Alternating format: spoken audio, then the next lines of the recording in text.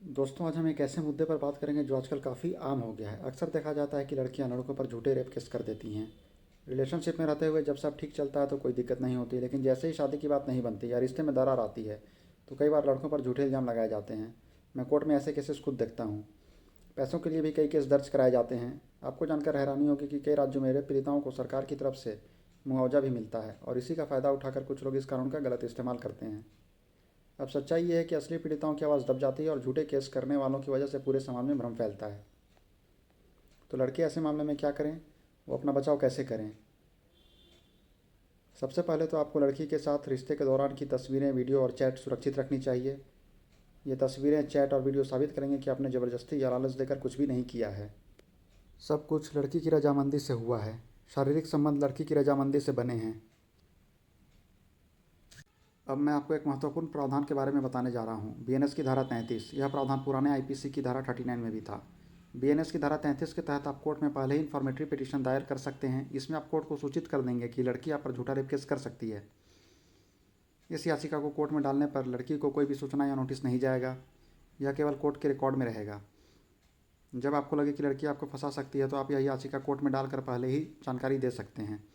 अब यदि लड़की आप पर झूठा मुकदमा करती है तो कोर्ट के संज्ञान में यह बात रहेगी कि आपने पहले ही ऐसा अंदेशा जाहिर किया था। इससे आपके केस को मजबूती मिलेगी और आपको जमानत मिलने में आसानी होगी, जो कि रेप के मामले में एक बड़ी बात होती है।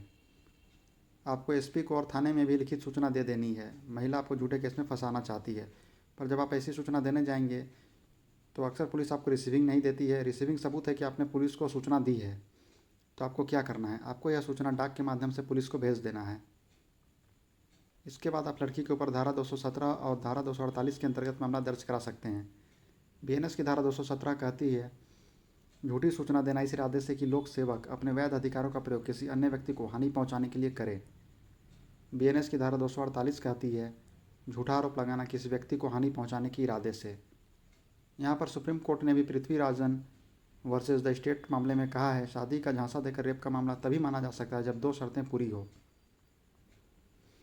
यदि लड़के ने लड़की से शादी का वादा केवल और केवल शारीरिक संबंध बनाने के लिए उसकी सहमति लेने के उद्देश्य से किया हो और शुरू से ही शादी करने का उसका कोई इरादा न हो। लड़की ने शादी की बात पर भरोसा करके ही लड़के से संबंध बनाए हों। यदि लड़की ने अपनी इच्छा की पूर्ति के लिए या किसी अन्य कारण से शारीरिक संबंध बनाए हैं तो यह रेप का मामला नहीं बनेगा। Jayanti Rani versus state of West Bengal. इस मामले में सुप्रीम कोर्ट ने कहा था कि यदि लड़के का इरादा शुरू से ही शादी करने का न हो और उसने शादी की बात केवल शारीरिक संबंध बनाने के लिए की हो तभी इसे रेप माना जाएगा।